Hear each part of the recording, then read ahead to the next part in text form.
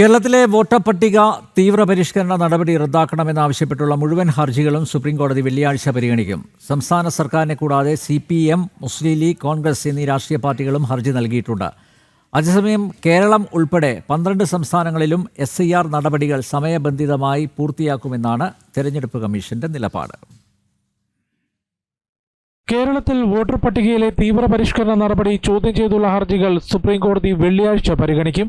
സംസ്ഥാനത്ത് തദ്ദേശ തെരഞ്ഞെടുപ്പിനുള്ള പ്രവർത്തനങ്ങൾ നടക്കുന്നതിനാൽ SIR നീട്ടിവെക്കണമെന്നാവശ്യപ്പെട്ട് സംസ്ഥാന സർക്കാർ ഹർജി നൽകിയിരുന്നു. കൂടാതെ മുസ്ലിം ലീഗ്, കോൺഗ്രസ്, CPM-ഉം SIR റദ്ദാക്കണമെന്നാവശ്യപ്പെട്ട് കോടതിയെ സമീപിച്ചിട്ടുണ്ട്. വോട്ടർ പട്ടികയിലെ തീവ്രപരിഷ്കരണം ഭരണഘടനാ വിരുദ്ധമാണെന്ന വാദമാണ് CPM നൽകിയ ഹർജിയിൽ ഉന്നയിക്കുന്നത്. ഇന്ന് ചീഫ് ജസ്റ്റിസ് BR ഗവായി അധ്യക്ഷനായ ബെഞ്ചിനു മുൻപിൽ കേസെത്തിയപ്പോഴാണ് വിഷയത്തിലെ എല്ലാ ഹർജികളും ഒരുമിച്ച് പരിഗണിക്കാമെന്ന് കോടതി വ്യക്തമാക്കിയത്. SIR-മായി ബന്ധപ്പെട്ട മറ്റു ഹർജികൾ നിലവിൽ നിയുക്ത ചീഫ് ജസ്റ്റിസ് സൂര്യകാന്ത് അധ്യക്ഷനായ ബെഞ്ചാണ് പരിഗണിക്കുന്നത്. അതുകൊണ്ട് തന്നെ കേരളത്തിലെ ഹർജികളും ജസ്റ്റിസ് സൂര്യകാന്ത് അധ്യക്ഷനായ ബെഞ്ചിലേക്ക് മാറ്റിയേക്കും. അതേസമയം കേരളം ഉൾപ്പെടെ നിലവിൽ SIR പ്രഖ്യാപിച്ച 12 സംസ്ഥാനങ്ങളിലും നടപടികൾ വേഗത്തിലാക്കി 2026 ഫെബ്രുവരി 7-ന് അന്തിമ വോട്ടർ പട്ടിക പ്രസിദ്ധീകരിക്കുമെന്നാണ് തെരഞ്ഞെടുപ്പ് കമ്മീഷന്റെ നിലപാട്.